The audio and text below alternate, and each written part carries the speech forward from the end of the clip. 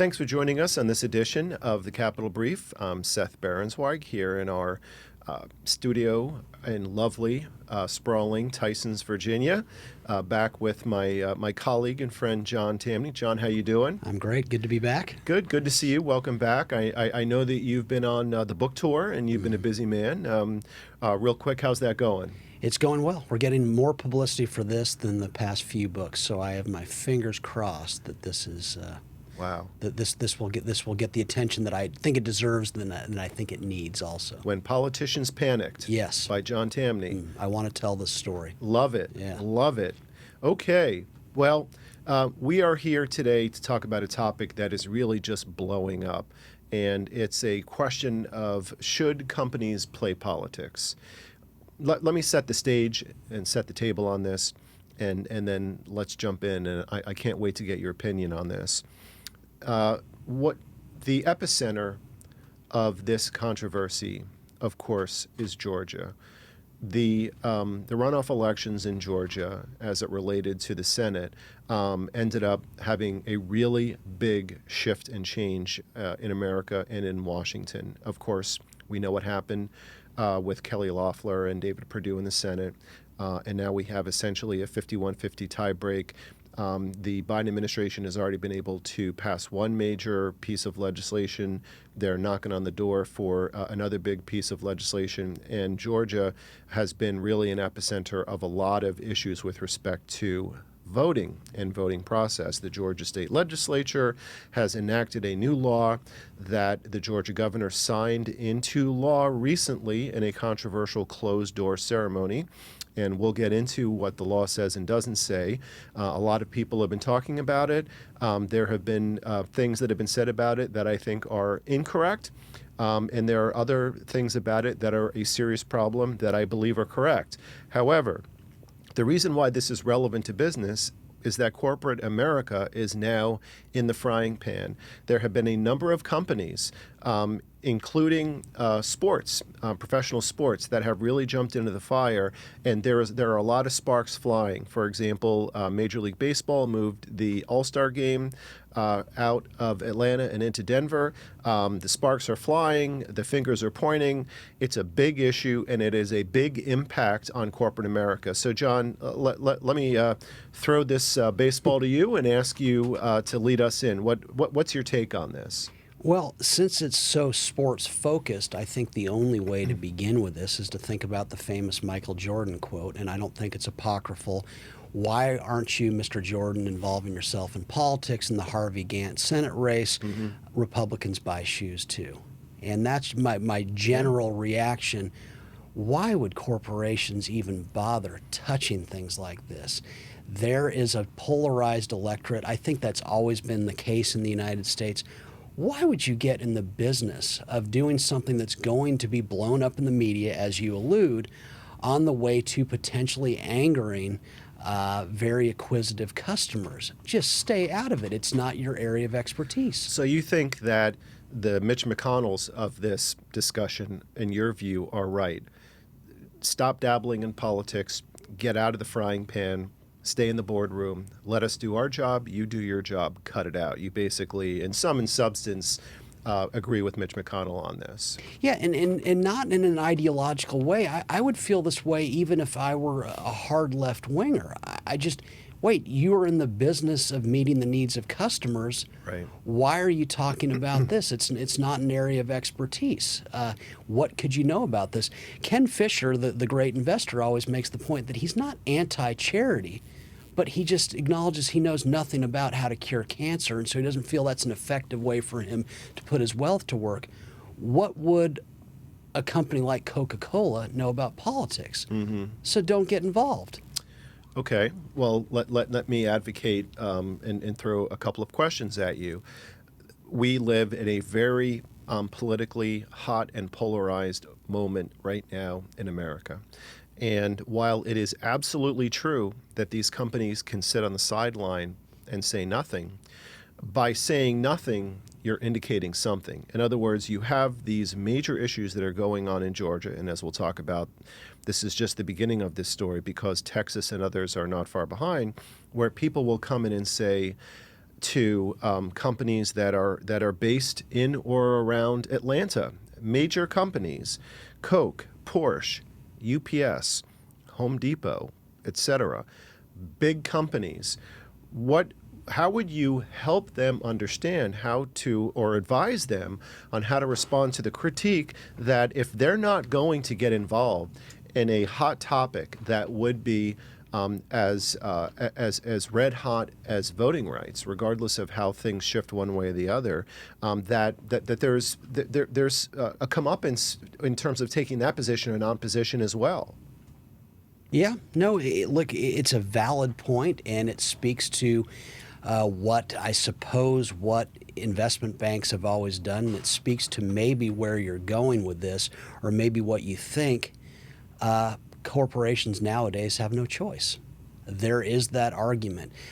Why is it that Goldman Sachs always had a Republican and Democrat up top? Why did Lehman Brothers? Why did all investment banks have this? They did for political reasons. They wanted to make sure that no matter who was in power, they had their man in Washington. And it's entirely possible that what we're seeing right now is not that Coca-Cola wants to get involved with politics, but that it's being drawn in and has no choice. So there is a strong argument that people say do what's in the shareholders' best interest. It may be. Well, it's interesting. Why do they have no choice? They may have no choice for the reason you say, that your silence is indicative. Silence is deafening. Silence is deafening. Right. There may be that. It may be that you have no choice but to be involved in the matter, because if you don't, politicians will draw you in and make you be involved. Let's never forget, Bill Gates, I think very famously in the 1990s, said when the Justice Department went after him, wait, I don't have a man in Washington. It just didn't occur to him. He's out in Seattle. Right. Now he has many men in Washington. And maybe this is the Right. political class's way of saying that unless you get involved, we're going to get you involved in ways that you don't like. So basically, talk about what's on your mind up front rather than letting us talk for you. Well, I think half of the fascination around this topic is the question of what happened that got us to today. And then the other half, of course, is, what should be done and where do we predict it's going to go next. But let's talk about what got us to today. I love the Michael Jordan analogy. And as I've said, every time we get together, you always say some things that were never in my mind until you said it. But I watched The Last Dance, which was the ESPN special, and he was confronted about that. And he gave a very confident and strong answer that he said to this day he feels very comfortable with the position that he took on that. But I think that there are some broader, and I'm talking about the public, broader misconceptions about where we are. As usual, I think that the mainstream media does a couple of things with a hot topic. First of all, they play in generalities. They don't know how to dig into the details. And secondly, they're not very good at looking at history. And it's been cast as an issue where corporate America has come in and they've just said, we've been insulated from politics. We've had nothing to do with it. Now we have this voting rights issue. So now we're going to take the gloves off and we're going to get ourselves involved. And I'm not saying that that's what you're saying, but I see a lot of that opinion out there energizing this today. I think that is absolutely not recounting where we are and where we've come on this. American sports has been politicized for years. Donald Trump criticized the NBA, the NFL. He said, tell those bastards that they're fired if they don't get off their knee. They can do this with their arm, but they can't do that with their knee. And the NFL owners hated that because they felt that they didn't want to get dragged into politics. That was the last thing that they wanted to do. They just wanted to sit back and make a bunch of money. And they're a money machine. Trump has politicized the leagues. He has praised Goya but trashed Amazon. He still finds a way to get on social media. He's supposed to be banned. For a guy who's banned, he sure finds a way to get out there. And he's been very vocal saying, boycott baseball because, as you've generally alluded to, baseball has moved the All-Star game. And people in Atlanta and small businesses in Atlanta are very unhappy about that, although I suspect small businesses in Denver are happy about it. But another part of the context that we have to recognize here, and I promise to never be a stuffy lawyer, but there's always a little bit of legal context that I think is very helpful. Companies have a First Amendment right of commercial speech. The Supreme Court, for decades, has recognized that companies have a First Amendment right of commercial speech. It includes everything from campaign and political donations to other kinds of lobbying activities, and all they have to do is make sure that they have a registered lobbyist. I find it to be kind of rich that we have people like Marco Rubio and Mitch McConnell saying these companies need to stay out of politics, but yet they're taking millions of dollars from these companies in and out of sports. So, and the other thing that I think is relevant to the conversation, and I know this is going to be controversial, but ignoring it would just be a fiction. A lot of people think that this entire Georgia situation is based on a lie that, or what they call the big lie, which is resulting in an issue that is bigger than them, which is the right of the right in a democracy for people to vote. And there are companies in and out of sports out there that are saying this is important enough of an issue that we feel that we need to take a position. And after all, even before this came up with the election in Georgia a couple of months ago, these companies had, lobbying organizations and groups anyway, and they were already donating millions of dollars, so it's not like it's a new issue. But do you think that part of the context of this conversation in the overall public at large, and as it's been covered so far in the media, has been a little bit incomplete or naive, or have you seen anything in covering this where you've identified it and said, I just don't think that's a correct characterization of what's going on here? Well, I just think it's hypocritical and backwards and all sorts of things. You, I think, make the essential point that corporations have free speech rights. Sure. Corporations are people. Isn't it interesting, you're absolutely right. however, that the left now wants corporations involved in this, and they're really pleased that Coca-Cola and Major League Baseball have made these blatantly political moves. You'll know the Supreme Court case, but is United something versus... It wasn't too many years ago where the left were trying to muzzle corporations because they felt they didn't want them to have free speech. But now it's really, it's always, we like you, we want diversity so long as you agree with us. Oh yeah, they love you. We're all in it together when we agree with each other, and then all of a sudden it's Mortal Kombat when we don't agree with each other, right? So this is great. Isn't it great that Major League Baseball and Coca-Cola are going against that racist governor in Georgia? Now we like corporations having free speech, and how interesting. So Major League Baseball is moving the game from a black majority city called Atlanta based on something. Does Rob Manfred even know what's in that voting bill in Georgia? I'm dying to know. I wish someone would quiz him about this. And moving it to the very white city in Denver. The Interesting level of hypocrisy and foolishness and contradictions involved in all of this is endless, and we can't even stop there. One of the biggest stories that is, this is a story that's evolving within stories, and I think something that you've hit on, which is a great point, is just that there have been so many cross currents of inaccuracy and hypocrisy that have been flowing through this on both sides, and as you've correctly noted, people love you until they don't. If they're donating and if they're on the right side of the issue, then fine. But, as soon as you go over on the other side, then of course it's a different issue. There have been a lot of misstatements about the Georgia law. There have been some correct statements about the Georgia law. I'm going to try to spend 1 minute summarizing where I think people have completely screwed up and where I think there have been some valid criticisms. There have been inaccuracies, including, with all due respect, by the Biden administration, where they've come out and they've said, this is Jim Crow in a suit. You're going to get arrested if you put water out for people who are looking to vote. You're taking people's rights away. You're taking the time of the day where voting was going to happen till 7, and you're going to push it back till 5. My understanding is that those statements are completely inaccurate.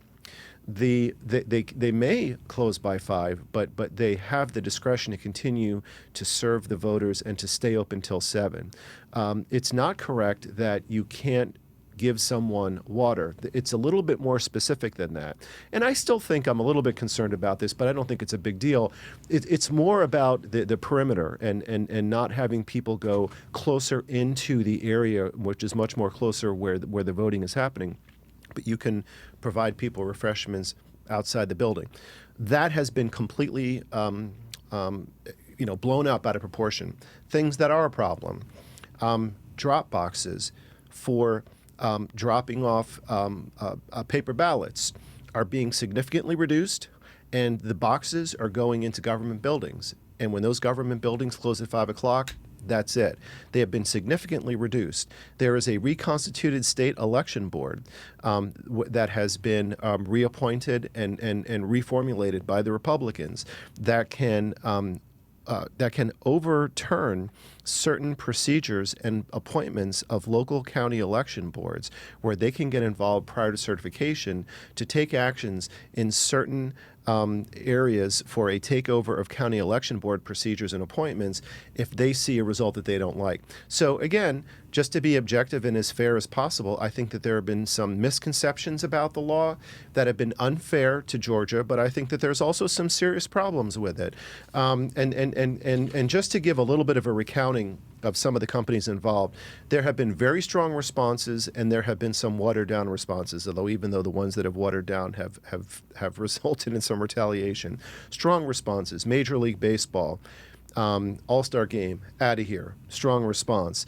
Lazard helped organize a letter condemning the Georgia law that was signed by 70 companies. Strong response. BlackRock, similar response.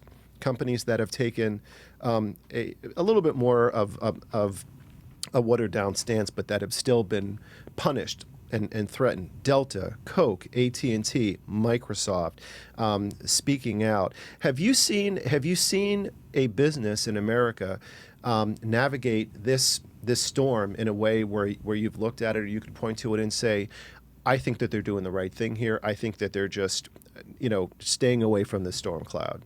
No, I can't say that, because they're already caught as basically saying, okay, it's okay here, it's not okay here, but it's okay here. Mm-hmm. The obvious example is what begins tomorrow, the Masters in Augusta, Georgia. Right. You have Major League Baseball pulling the All-Star Game out of Atlanta. Rob Manfred's a member of Augusta. Is he going to quit his membership? Is he going to go to Augusta this weekend and talk about his misgivings with what's going on in the state of Georgia? Will Rob Goodell, the NFL commissioner, do the same thing, also a member of Augusta? They asked Ginny Romney, former CEO of IBM, what her opinion is. Well, IBM's a longtime sponsor of the Masters. She referred the question to the Augusta National. No company that is lucky enough to be there, company that's lucky enough to be a sponsor or to have someone in their company, a member, is saying anything about this. But they'll say it about Major League Baseball. So the minute you go down this road of politics, right, you're going to get caught up in something that discredits what you're doing in the first place. Mm-hmm. Let's point out one of the obvious scenarios here. It is much more difficult to vote, not much more, but it's more difficult to vote in New York and Delaware, for example, than it is based on the new law in Georgia. Mm-hmm. Will the NFL pull its offices out of 280 Park Avenue? Will the NBA do the same? Will they pull out of Fifth? Oh, please. And so the danger of getting involved in politics. Yes, don't mean to cut you off. Of course they are. But the danger of getting involved is that invariably you're going to be caught on the wrong side of this. Right. So once again, stay out of it. We don't do politics. We're in entertainment. But aren't they doing politics already? I mean, they work with lobbyists. They give a lot of money. Where's the line? How do you draw the line? I don't think you can. I mean, look, I think you're right. You have to, if you are a big business in the United States today, you better have a man in Washington. Right. And we know why you better, because Bill Gates almost was forced to have his business broken up because he didn't have a man in Washington. Does anyone think it's coincidental that Jeff Bezos bought the Washington Post and overpaid for it? Oh, please. We know why he bought it. When you own the most powerful newspaper in Washington, suddenly things happen easier here for you. Look at how difficult it was for Whole Foods to acquire Wild Oats a long time ago.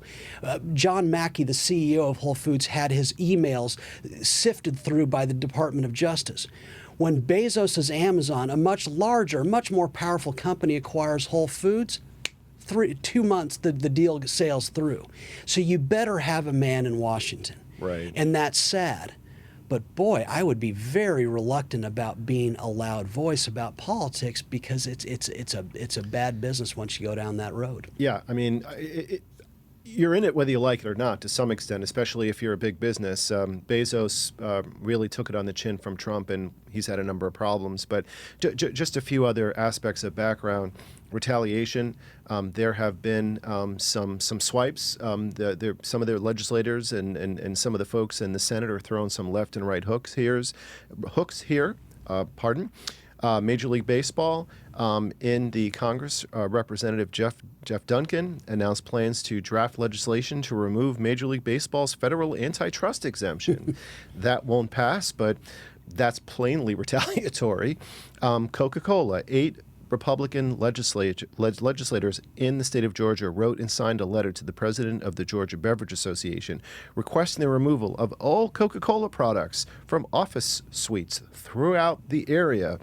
Delta, Georgia Republicans attempted to rescind tax breaks on jet fuel for Delta that, if successful, would have cost the company $50 million. So whether they like it or not, there's a lot of heat on this issue. I'd love to go back to something that you pointed out in terms of the comparatives. Again, I think that if companies are going to move forward, they're going to have to do a much better job than mainstream media in terms of actually talking about the facts. And you're right, there are aspects of New York law that you could argue are a little bit more restrictive than some aspects in Georgia. There have also been incorrect statements by people in Georgia saying that when the MLB is taking the All-Star game to Denver, that Colorado law is harsher on voting. I don't believe that's correct. In Colorado, they always provide, and have been one of the first states to provide, universal paper ballots to all of the people that are registered to vote, so that if they want to be able to do that as a matter of convenience and safety, then they can. There are a couple of examples of that, but I think that, again, some of the comparisons and the ones that you've stated in New York, agreed. I think there's been some exaggerations on both sides by some of the other people. Where do you see this heading in the future? Right now we're talking about Georgia. This is a story that has blown up in the last couple of days. Is this going to cool down, or is this going to heat up? Oh, I think everything's political now. And what people don't realize is that the more that Washington does, the more that it divides the people. And so I just think this is a necessary future. It's impossible to read anything about anyone. Pick up an Us magazine, invariably you have to read about the actors' politics, when really all I want to do is look at the pictures. And so this is where we're going with this. In a nation in which the federal government wants to be everything to everyone, I think you're going to have a very divided electorate. And sadly, a lot of companies are going to be forced into a debate that they don't belong in. I think the successful ones, the wise ones, will figure out a way to sidestep this and remind people that they're not in the business of politics. Yes, they have lobbyists. What choice do you have? But we stay out of this. We stay out of local disputes. A little bit hypocritical of people on Capitol Hill to tell companies to stay out of politics when companies have been in politics for quite some time. And the politicians, as we said earlier, were the ones that really politicize things, such as even American sports. I'll just close this out by saying that I agree with you that there are going to be continued divisions and heat on this. Unfortunately, social media is really kind of the infrastructure of the division industrial complex in America. Everything, it just seems like that area of business wins the more that America's divided. I think people on Capitol Hill do that. Texas will be the next state that's going to be hot on this issue. Dell has already stepped in and been very critical. And of course, the Texas legislators and the Texas governor are now taking swings at Dell. So this is going to continue. It's going to be a hot issue. John, we have to wrap this up. We'll keep a close eye on it. Thanks again for coming. Great conversation. Yes, thank you.